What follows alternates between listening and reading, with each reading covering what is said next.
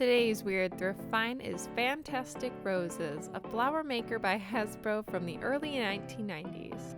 Just check out that ancient Hasbro logo. I don't even remember this one, and I was definitely the right age to use this when it came out. Everything you need to make beautiful, and you can't see my air quotes around the word beautiful, bouquet of roses.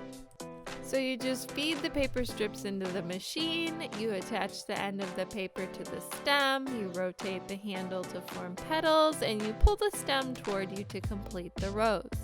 Guys, it's just 4 steps. How hard could this be? I'm gonna have the paper flower empire of my 9-year-old dreams. So let's check out what comes in the box. We got a big old stack of paper strips in both red and pink. Ooh la la. And the instructions, where we find out that we are not limited to red and pink roses. Oh no. We have refill options. Sun Scarlet, set blazes with beauty. Yeah, someone was blazing something. Create hot looking roses. Hot looking roses. I don't even know what the that means. The Golden Bush set has pink and yellow paper to make lots of romantic roses. Yeah, I don't know about you, but piss yellow is not my idea of romance. Then we got this little girl with like 2 different colored bows for some reason, and she's just like, hell yeah, this shit's so cash.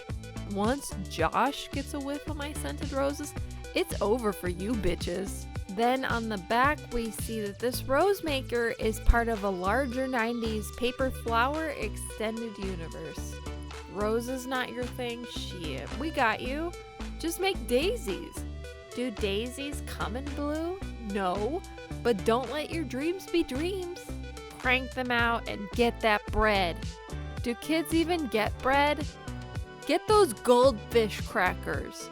Not gonna lie, those foil ones look pretty dope though. When I was researching this, I found far more about fantastic flowers than fantastic roses. It seems more people remember the flower press and not the rose machine. I don't remember either one, and I have no idea how I escaped it because this seems like the type of toy I would have wanted. But basically, instead of it folding strips of paper for you, it punched out flower shapes and you had to stack and curl them appropriately. Alright, on to the machine itself. I'm not gonna say what first comes to mind when I look at it, like what it reminds me of, but basically you feed the paper in that little slot and then you turn it and it looks like it's twisting inside. And I was gonna talk shit about whoever at the factory put this label on sideways, but then I figured it was someone being paid pennies an hour and I felt bad for making fun of them. Then I discovered the sticker paper it came off of in the box, so the former owner is the one who applied the decal. So you, learn to apply decals straight. This is about the time everything started to go downhill and I lost my mind and I realized what a f***ing sham this whole thing is. Look at the leaves on the box. Now look at the leaves in the box. Dark green natural leaves, neon plastic garbage, realistic looking leaves with subtle curvature, flat shit that's not fooling anyone.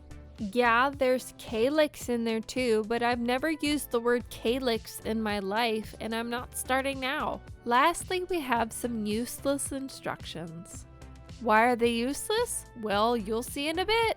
Ho, you'll see. Let's make some f***ing flowers already. Feeding in a strip means you have to have everything aligned perfectly or it won't let you feed it in.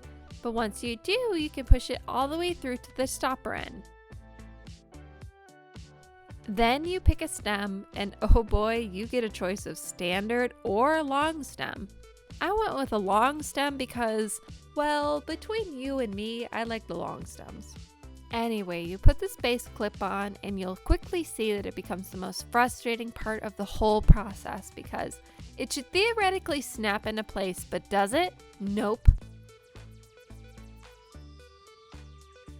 Then you have to line up the notch on the stem with the notch on the hole, and you can kind of see it on the right.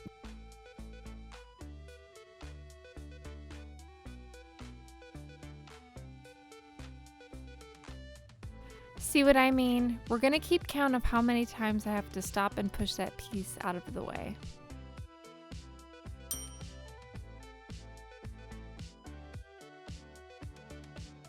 Instructions say leave 2 finger widths of stem sticking out, but did I account for those being 2 child-sized fingers? I don't think it matters.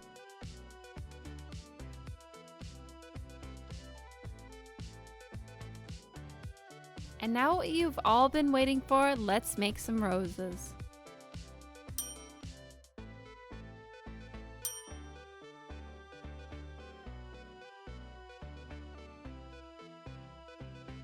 First you have to twist enough through for it to come out the bottom and then reach the stem for clipping. Alright, snapped in, let's crank it up.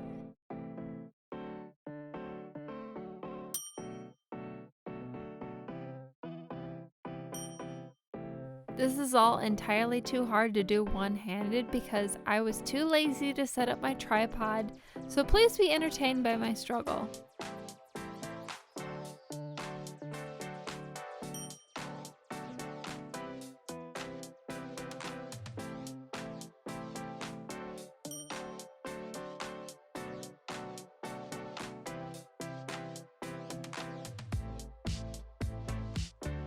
At this point, I just gave up and the paper came out of the track, so I tucked it in as best I could. Then you're supposed to stab that base clip onto the end of the paper to hold it all together.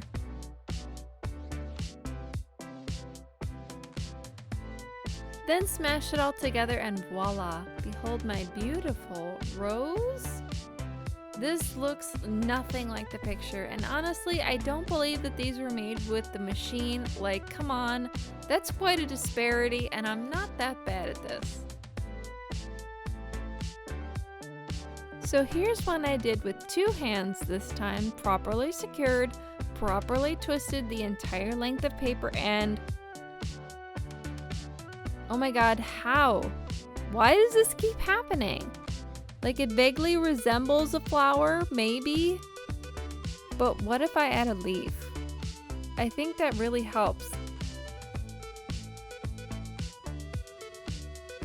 Nailed it. In conclusion, this is all a crock of shit. If I, an adult who's a pretty successful crafter, cannot produce roses that look anything like the picture, what hope does a child have? Bouquet of beautiful roses, my ass. I mean, I should have known when they tried to straight up pass this off as looking anything like the photo. Yeah, fantastic roses.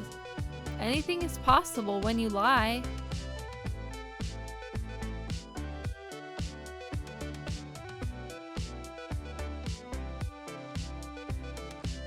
And this is next day sober Heather reminding you that drinking's really not that fun and I'm too old for this shit, so it's not happening again. But I hope you enjoyed the video and that you consider subscribing to my channel, giving the video a like, or anything that would help me out.